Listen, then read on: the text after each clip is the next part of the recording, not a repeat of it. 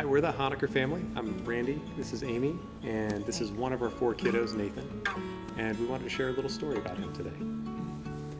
When I was pregnant with Nathan 7 years ago, we had some complications.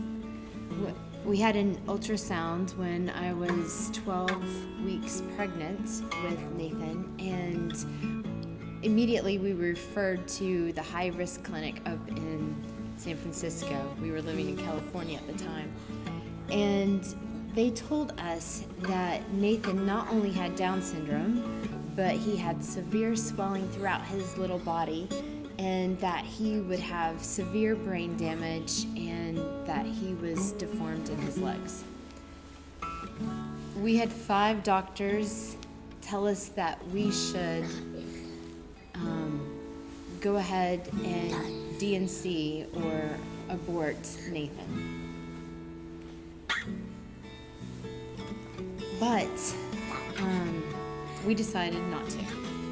So when we got that diagnosis, it was actually the morning of, as we were going in, when we were reading our devotions, it was one of the Psalms. And the particular passage was written how God had knit us together inside of our mother's womb, and that he had written our days from before we were born. And we just looked at each other and said, who are we to take the pen out of God's hand?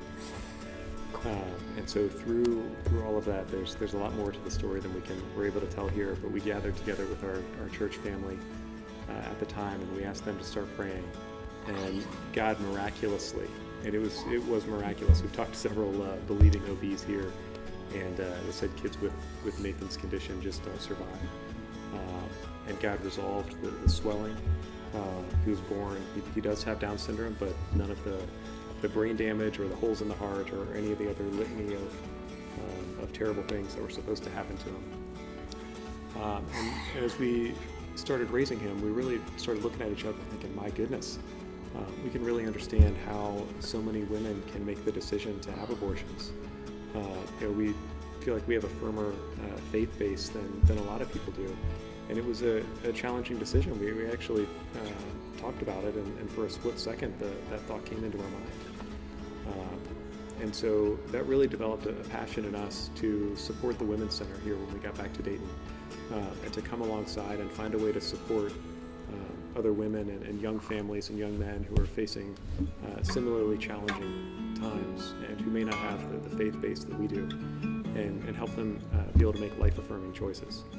And so with the upcoming Walk for Life, that's the big fundraiser for the Women's Center, and really encourage you guys to, if you're not going to be able to get out and walk, to sponsor some of the walkers. I know we've got the youth group is participating, and there's several people from the church, and it really does make a difference. What they do out there, they really are changing lives and saving kids. It's a big impact.